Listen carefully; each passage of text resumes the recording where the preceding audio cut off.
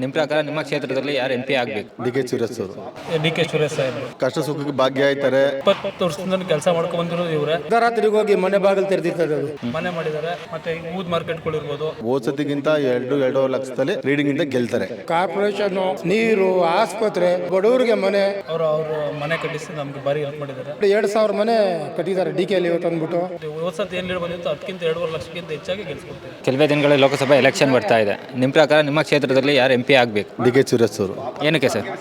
ಅವರು ಮಾತು ತಪ್ಪಲ್ರು, ಕಷ್ಟ ಸುಖಕ್ಕೆ ಭಾಗ್ಯ ಆಯ್ತಾರೆ. ಮತ್ತೆ ವೋಟರ್ಸ್ ಅವರು ಅರ್ಧ ರಾತ್ರಿ ಹೋಗ್ಲಿ ಕಷ್ಟ ಸುಖಕ್ಕೆ ಇನ್ನು ಕಷ್ಟ ಅಂದರೆ ಆ ಸಹಾಯ ಮಾಡ್ತಾರೆ. ಯಾವುದೇ ಥರ ಆಗಲಿ ಸಹಾಯ ಮಾಡ್ತಾರೆ.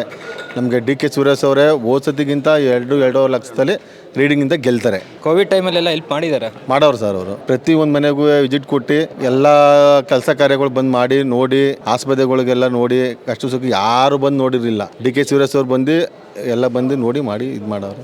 ಈಗ BJP ಕಡೆಯಿಂದ ಡಾಕ್ಟರ್ ಮಂಜುನಾಥ್ ಅವರು ಇದ್ದಾರೆ. BJP ಮತ್ತು JDS ಮೈತ್ರಿಯಿಂದ ಇದೇನು ಇಂಪ್ಯಾಕ್ಟ್ ಆಗ್ಬೋದಾ? ಇಲ್ಲ ಸರ್, ಅವರು ಡಾಕ್ಟ್ರದು ಅವರೇನು ಅನುಮಾನ ಅವರನ್ನು ಇದಿಲ್ಲ. ನಮ್ಮ ಡಿ.ಕೆ. ಸುರೇಶ್ ಅವರೇ ಗೆಲ್ಲಿದ್ದು.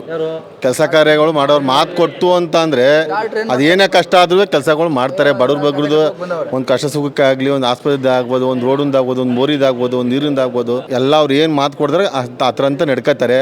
ಅದ್ರಕ್ಕೂ ಜನ ಅವ್ರನ್ನ ಇಷ್ಟಪಡ್ತಾರೆ. ಸರ್, ಈಗ ರಾಜ್ಯ ಸರ್ಕಾರದಲ್ಲಿ 5 ಯೋಜನೆಗಳು ಕೊಟ್ಟಿದ್ದಾರಲ್ಲ ಸರ್, ಕಾಂಗ್ರೆಸ್ಸಿಗೆ ಇದು ಪ್ಲಸ್ ಆಗ್ಬೋದಾ MP ಎಲೆಕ್ಷನ್ಗೆ? ಆಗುತ್ತೆ, ತಗೋತಾವ್ರಲ್ಲ. 2.5 3 ಲಕ್ಷ ರೀಡಿಂಗಿಂದ ಗೆಲ್ತಾರೆ ಅಂತ ನಾವು ಹೇಳ್ತೀವಿ ಸರ್. ಸುರೇಶ್ ಅವರ ಬರೋದು. ಏನಕ್ಕೆ ಸರ್ ಅವರೇ? ಅವರು ಬೇಕಾದಷ್ಟು ಕೆಲಸ ಮಾಡಿದ್ದಾರೆ. ಕನಕಪುರಕ್ಕೆ ಇಡೀ ಎಲ್ಲೇ MP ಆಗಿ ಎಷ್ಟು ತಾಲೂಕು ಗೆದ್ದವ್ರೆ ಅಲ್ಲೆಲ್ಲ ಕೆಲಸ ಮಾಡಿದ್ದಾರೆ.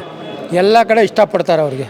ಈಗ BJP ಮತ್ತು JDS ಕಡೆಯಿಂದ ಡಾಕ್ಟರ್ ಮಂಜುನಾಥ್ ಅವರು ಇದ್ದಾರೆ. ಅವ್ರ ಬಗ್ಗೆ ಏನು ಹೇಳ್ತೀರಾ? ಮತ್ತೆ ಅದು ಆಗಲ್ಲ ಸರ್, ವರ್ಕ್ ಆಗಲ್ಲ. ಅದು ಆಗೋದು ಡಿ.ಕೆ. ಸುರೇಶ್ ಅವರು. ಅರ್ಧರಾತ್ರಿಗೆ ಹೋಗಿ ಮನೆ ಬಾಗಿಲು ತೆರೆದಿರ್ತದೆ ಅದು. ಯಾರ ಹೋಗಲಿ ಅವ್ರ ಮನೆ ಬಾಗಿಲು ತೆರೆದಿರ್ತದೆ, ಹೋಗ್ಬೋದು ಎಷ್ಟೊತ್ತು ಹೋಗ್ರಿ. ಯಾಕೆ 10 ವರ್ಷದಿಂದ ಅವರೇ MP ಆಗಿದ್ದಾರೆ. ಹೌದು. ನಿಮ್ಮ ಕನಕಪುರ ಕ್ಷೇತ್ರ ಡೆವಲಪ್ಮೆಂಟ್ ಆಗಿದೆಯಾ? ಹೌದು, ಆಗಿದೆ, ಬೇಕಾದಷ್ಟು ಆಗಿದೆ. ನೀವೇ ನೋಡಿ ಎಷ್ಟಾಗಿದೆ. ಬಸ್ ಸ್ಟ್ಯಾಂಡ್, ಹೊಸ ಬಸ್ ಸ್ಟ್ಯಾಂಡ್ ಕೊಡ್ತಾರೆ, ತಾಲೂಕು ಆಫೀಸು, ಕಾರ್ಪೊರೇಷನ್ನು, ನೀರು, ಆಸ್ಪತ್ರೆ, ಪ್ರತಿಯೊಂದು ಬಡವರಿಗೆ ಮನೆ. ಇಲ್ಲಿ ನೋಡಿ 2,000 ಮನೆ ಕಟ್ಟಿದ್ದಾರೆ ಡಿ.ಕೆ. ಇವತ್ತು ಅಂದ್ಬಿಟ್ಟು.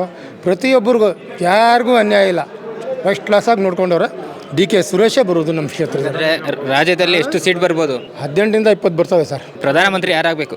ರಾಹುಲ್ ಗಾಂಧಿ ಆಗ್ಬೇಕು ಸರ್. ನಮಗೆ ರಾಹುಲ್ ಗಾಂಧಿ ಬ್ಯಾಡಿ ಸರ್, ನಮಗೆ ಬ್ಯಾಡಿ. ಮೋದಿಯವ್ರು ಬ್ಯಾಡಿ, ಏನೂ ಆಗಲಿಲ್ಲ. MP ಯಾರಾಗಬೇಕು? ಡಿ.ಕೆ. ಸುರೇಶ್ ಸಾಹೇಬರು. ಏನಕ್ಕೆ ಸರ್ ಅವರು? ಅವರು ತುಂಬ ಹೆಲ್ಪ್ ಮಾಡಿದ್ದಾರೆ ಬಡವರಿಗೆ. ನಮಗೆ ಮನೆ ಇರಲಿಲ್ಲ, ಅವರು ಮನೆ ಕಟ್ಟಿಸಿ ನಮಗೆ ಭಾರಿ ಹೆಲ್ಪ್ ಮಾಡಿದ್ದಾರೆ. ರೈತರಿಗೆ ನರೇಗಾ ತಂದು ಭಾರಿ ಹೆಲ್ಪ್ ಮಾಡಿದ್ದಾರೆ.